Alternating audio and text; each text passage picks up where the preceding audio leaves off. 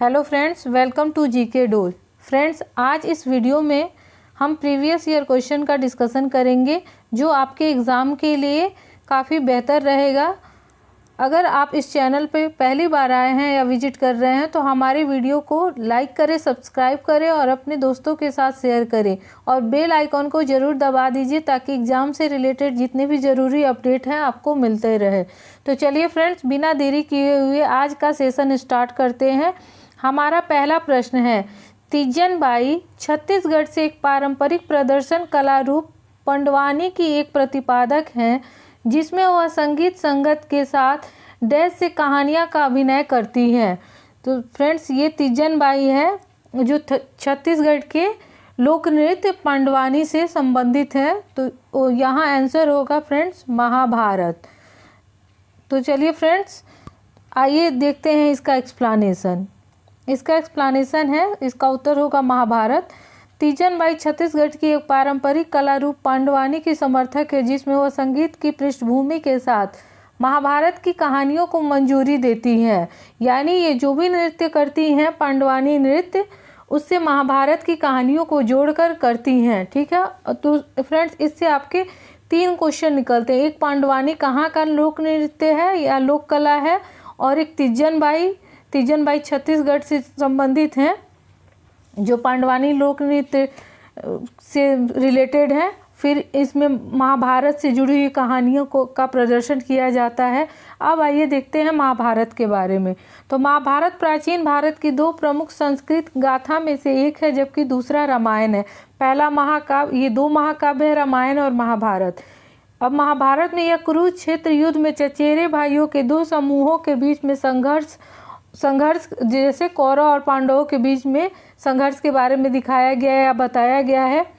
ठीक है, तो चलिए फ्रेंड चलते हैं अगले प्रश्न की तरफ। अशोक के शिलालेख में डैश भाषा में थे। अशोक के शिलालेख डैश भाषा में थे जबकि उत्तर महाद्वीप के उत्तर पश्चिम में अरमाइक और ग्रीक में थे। फ्रेंड्स यहाँ अरमाइक होगा, ठीक है, मैं लिख देती हूँ, आरामी नहीं होगा, अरमाइक।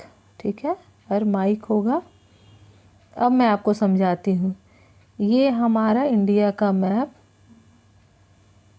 ठीक है, तो ये बोल रहा है कि उत्तर महाद्वीप के उत्तर पश्चिम इस भाग में हमारा अरमाइक और ग्रीक भाषा में अशोक के शिलालेख मिले हैं जबकि अधिकांश शिलालेख है वो किस भाषा में मिले हैं फ्रेंड्स? तो इसका आंसर होगा प्राकृत। इसका एक्सप्लेनेशन देखते हैं। 3री शताब्दी ईसा पूर्व और 8वीं शताब्दी ईस्वी के बीच भारतीय उपमहाद्वीप में प्राकृतिक के रूप में बोली जाने वाली मध्य भारत आर्यन बोलियों की एक श्रृंखला बोली जाती थी। ठीक है, तो ये प्राकृत भाषा मौर्य शासन में या महाजनपद तक भी ये आम लोगों की भाषा थी। ठीक है फ्रेंड्स, अब चलते हैं अगले प्रश्न की तरफ। निम्नलिखित को निर्माण के आरोही क्रम में आपको कालक्रम के अनुसार आपको सजाना है। ठीक है, तो जैसे मैं आपको बता रही हूँ, पहला इसमें आरोही क्रम है। आरोही मतलब होता है बढ़ते क्रम में। ठीक है, यानी जो सबसे पहले बनाया है उसको पहले लिखेंगे और जो सबसे बाद में यानी बढ़ते क्रम में ऐसे लिखेंगे। तो हमारा ऑप्शन है ए ताजमहल, बी कोणार्क सूर्य मंदिर, सी स्वर्ण मंदिर, डी बृहदेश्वर मंदिर। तो इसमें सबसे पहले फ्रेंड्स बना है डी बृहदेश्वर मंदिर। तो ऑप्शन में देखिए ऑटोमेटिक आंसर आ ही गया डी। उसके बाद बना है फ्रेंड्स कोणार्क सूर्य मंदिर। ठीक है, उसके बाद बना है स्वर्ण मंदिर और सबसे लास्ट में मुगल काल में बना है ताजमहल। फ्रेंड्स इसका एक्सप्लेनेशन देखते हैं। तो इसका आंसर होगा DBCA। ठीक है, इस टाइप के प्रश्न पूछे जा रहे हैं आजकल के एग्जामिनेशन में। तो ये कहीं भी आप आर्ट एंड कल्चर में या सेशन वगैरह जैसे कांग्रेस का अधिवेशन आप पढ़ रहे हैं तो इसको, या कहीं जैसे विद्रोह आंदोलन पढ़ रहे हैं तो आप क्षेत्रवार उसको व्यवस्थित क्रोनोलॉजी में भी पढ़ना सीखिए व्यवस्थित करके। चलिए फ्रेंड्स देखते हैं इसका ये एक्सप्लेनेशन। बृहदेश्वर मंदिर को राजराजेश्वरम भी कहा जाता है। यह एक हिंदू मंदिर है जो शिव को समर्पित है। यह तंजावुर तमिलनाडु भारत में कावेरी नदी के तट पर स्थित है। राजराज चोल जिन्होंने मंदिर की स्थापना की थी, इस मंदिर की स्थापना, इसलिए इसे राजराजेश्वरम कहा जाता है। इसे वर्ष 1010 में राजा राज चोल द्वारा बनवाया गया था। यह मंदिर को 1000 साल से भी ज़्यादा पुराना माना जाता है। चलिए अगला देखते हैं। स्वर्ण मंदिर अमृतसर के सबसे बड़े आकर्षणों में से एक है। इसका आध्यात्मिक केंद्र भी श्री हरमिंदर साहिब है, जिसे आम तौर पर स्वर्ण मंदिर कहा जाता है। यह सिख धर्म का सबसे पवित्र मंदिर है। 10 सिख गुरुओं में से चौथे गुरु रामदास साहिब ने 1500 के दशक में सभी के लिए पूजा स्थल के रूप में मंदिर और इसके सेतु का निर्माण करवाया था। ठीक है, तो ये हो गया हरमिंदर साहिब स्वर्ण मंदिर के बारे में। अब अगला देखते हैं ताजमहल। ताजमहल तो फ्रेंड्स आपको पता ही होगा।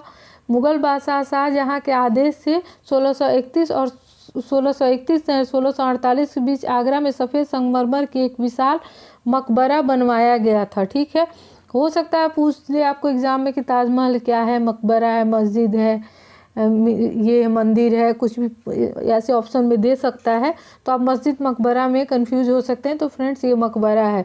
ताजमहल भारत में मुस्लिम कला का आभूषण है और विश्व विरासत की सार्वभौमिक रूप से प्रशंसित उत्कृष्ट कृतियों में से एक है।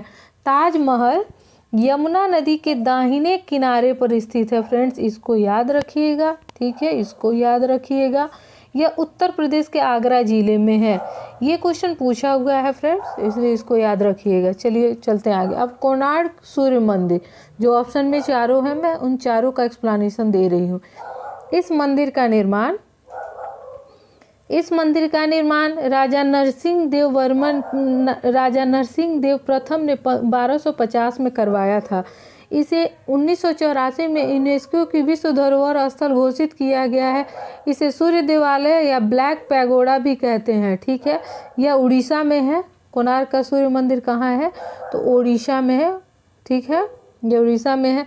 यह वास्तुकला या कलिग वास्तुकला की ओडिशा शैली में बनाया गया है। यानी कोणार्क सूर्य मंदिर, एक ये क्वेश्चन हो जाएगा। कलिग शैली में बना हुआ है। ब्लैक पैगोडा कहा जाता है, किसने बनवाया है और कहाँ है? ये 4 प्रश्न इससे बनता है। अगला है रामायण पर पहली बार ऑनलाइन प्रदर्शनी का उद्घाटन किसने किया? ठीक है, करंट से भी रिलेटेड है। तो इसका आंसर होगा प्रहलाद सिंह पटेल। ठीक है, इसका आंसर। चलिए देखते हैं इसका एक्सप्लेनेशन। इसका एक्सप्लेनेशन है, पर्यटन और संस्कृति मंत्री प्रहलाद सिंह पटेल ने रामायण पर पहली बार ऑनलाइन प्रदर्शनी का उद्घाटन किया है। ऑनलाइन प्रदर्शनी में भारत के विभिन्न कला स्कूलों से राष्ट्रीय संग्रहालय दिल्ली के 49 लघु चित्र संग्रहों का प्रदर्शन किया गया। श्री पटेल ने 18 अप्रैल को मनाए गए विश्व विरासत दिवस 2021 के अवसर पर एक webinar India heritage powering tourism को भी संबोधित किया था। फ्रेंड्स ये भी क्वेश्चन पूछ सकता है कि इस वेबिनार को किसने संबोधित किया था? तो ये हमारे पर्यटन संस्कृति मंत्री हैं जो प्रहलाद सिंह पटेल हैं, इन्होंने संबोधित किया था। ऑप्शन में आपको प्रधानमंत्री का नाम देके कंफ्यूज कर सकता है, तो अगर आप नहीं पढ़े होंगे तो कंफ्यूज होंगे। तो फ्रेंड्स इसको ध्यान में रखिएगा। चलिए चलते हैं अगले प्रश्न की तरफ।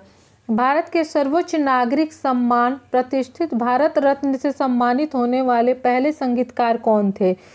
फ्रेंड्स इसका आंसर होगा MS सुब्बोलक्ष्मी। ठीक है, अब चलिए देखते हैं इसका एक्सप्लेनेशन। ठीक है, MS सुब्बोलक्ष्मी भारत के सर्वोच्च नागरिक सम्मान प्रतिष्ठित भारत रत्न से सम्मानित होने वाली पहली संगीतकार बनी है। ठीक है, ये पहली महिला संगीतकार थी जिनको ये मिला है। ठीक है,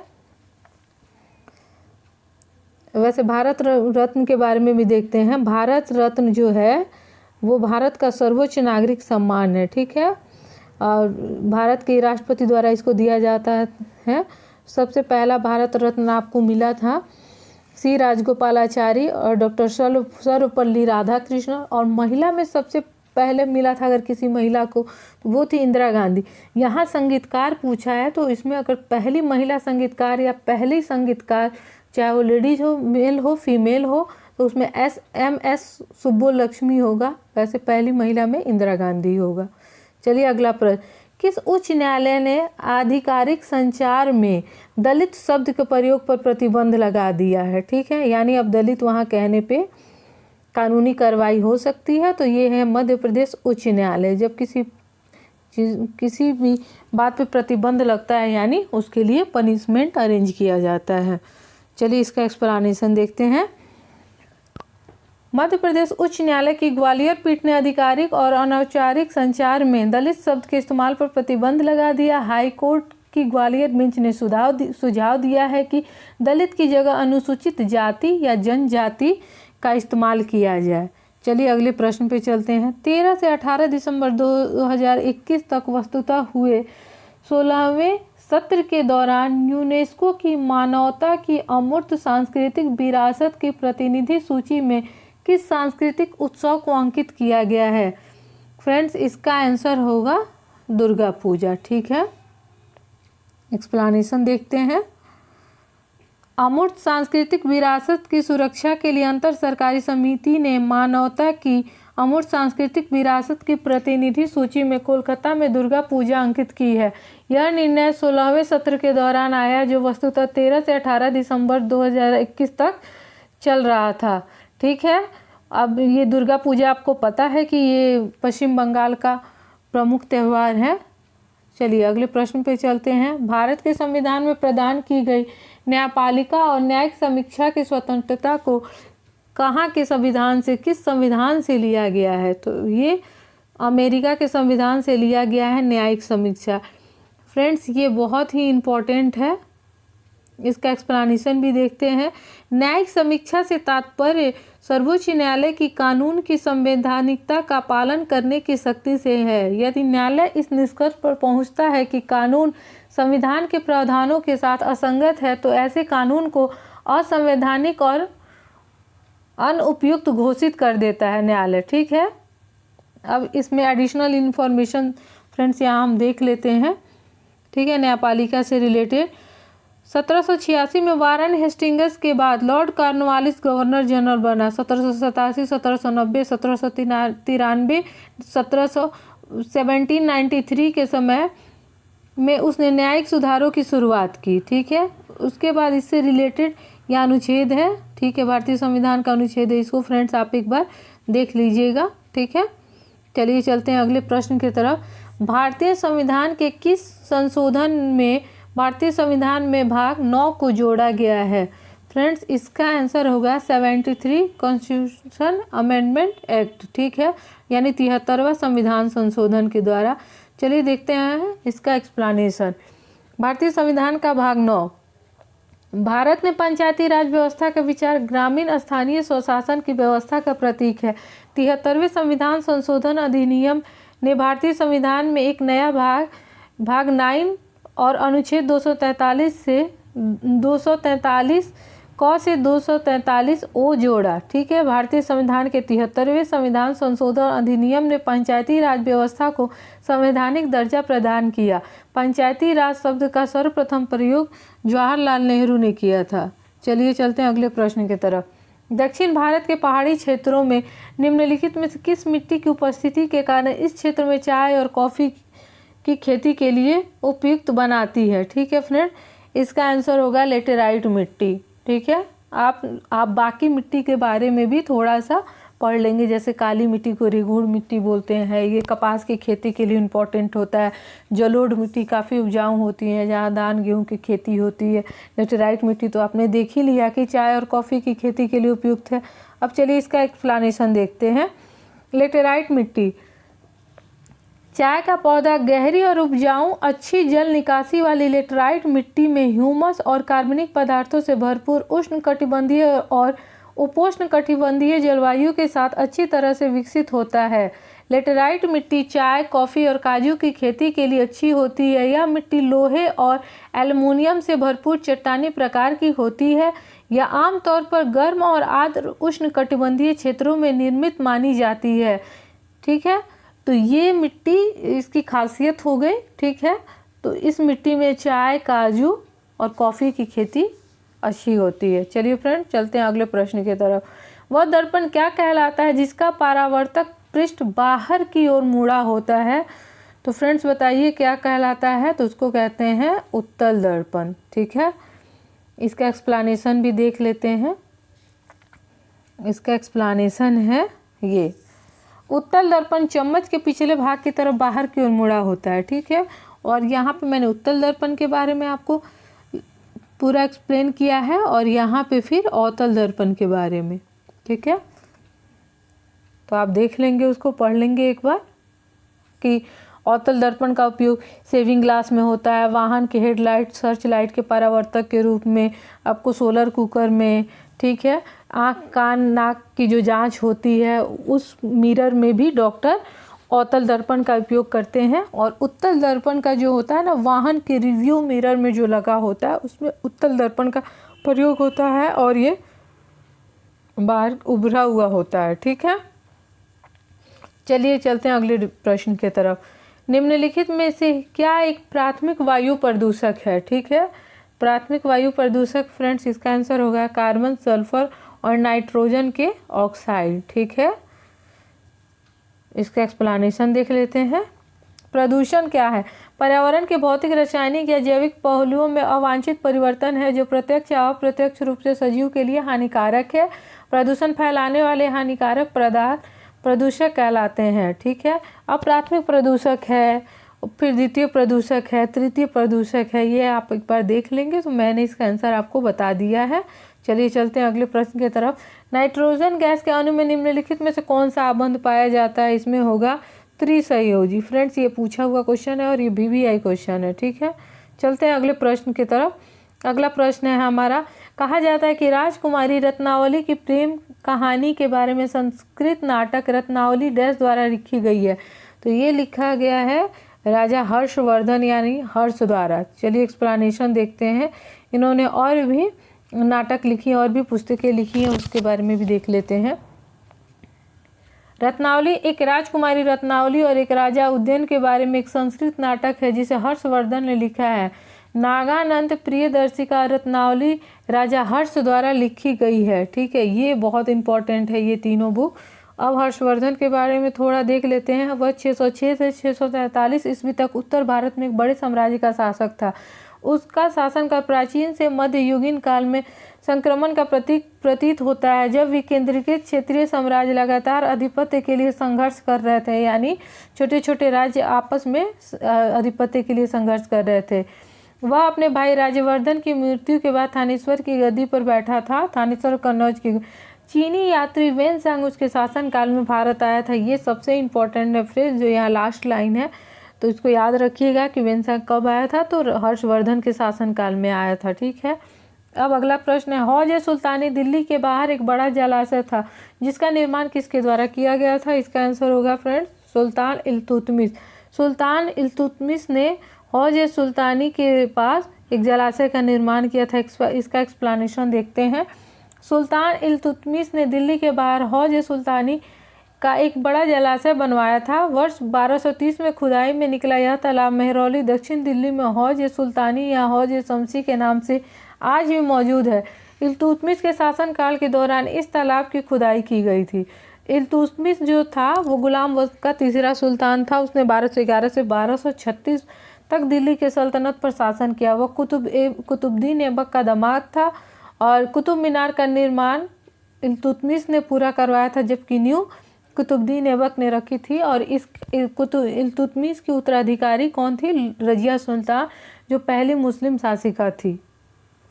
अब चलते हैं अगले प्रश्न। ऊर्जा का पिरामिड हमेशा होता है, तो कैसा होता है फ्रेंड्स? हमेशा सीधा होता है। ये भी बहुत इम्पोर्टेंट क्वेश्चन है।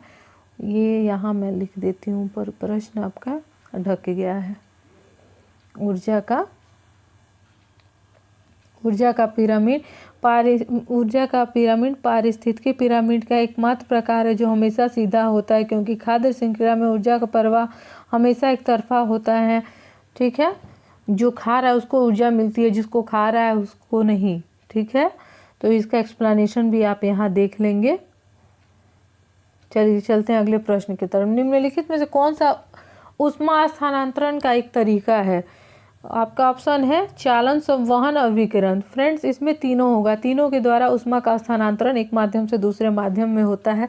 अब तीनों में क्या डिफरेंस है? वो चलिए देख लेते हैं। ठीक है, एक स्थान से दूसरे स्थान तक ऊर्जा की गति को ऊर्जा स्थानांतरण कहा जाता है। ऊर्जा स्थानांतरण मुख्य रूप से तापमान के अंतर के कारण होता है। ठीक है, ऊष्मा स्थानांतरण के 3 तरीके हैं। चालन, ठोस पदार्थों में ऊष्मा स्थानांतरण का वह प्रकार है जिसके माध्यम से कणों की गति के बिना ऊष्मा का स्थानांतरण होता है। ठोस कोई भी चीज़, जैसे बर्तन आप चूल्हे पे चढ़ाते हैं तो नीचे गर्म होता है, फिर उसके बाद उसके ऊपर गर्म होता है, तो ये चालन विधि से, क्योंकि इसमें कणों के बीच गति नहीं होती है, ये ऊपर से धीरे धीरे लेयर बाय लेयर गर्म होता है। ठीक है, अब चलते हैं अगला संवहन। तो संवहन में तरल पदार्थों में ऊष्मा का स्थानांतरण का तरीका होता है जिसमें माध्यम के कणों की गति के कारण, यानी पानी में होता है तो जो उनके कण आपस में मतलब कणों के बीच बॉन्डिंग स्ट्रांग ना होने से संवहन विधि से गर्म होता है। ठीक है, तो संवहन तरल में होता है, चालन ठोस में होता है, विकिरण होता है कि ऊष्मा के स्थानांतरण का माध्यम जहां माध्यम कणों को प्रभावित किए बिना ऊष्मा को एक स्थान से दूसरे स्थानांतरित करते हैं, यानी इनके बीच कोई माध्यम नहीं होता है। जैसे सूर्य के किरण हम तक पहुंचता है तो हमारे और सूर्य के बीच में ऐसा कोई माध्यम नहीं है कि जो हीट होते होते होते हमारे पास तक पहुंचे। ठीक है, तो ये 3 माध्यम है जिसके द्वारा ऊर्जा या ऊष्मा का स्थानांतरण होता है। चलिए अगले प्रश्न पे। अगला फ्रेंड्स, आज का डिस्कशन यहीं तक है। तो फ्रेंड्स, अगर हमारा वीडियो आपको पसंद आता है तो हमारे वीडियो को लाइक करें, सब्सक्राइब करें। ठीक है, और जम के पढ़ाई कीजिए फ्रेंड्स।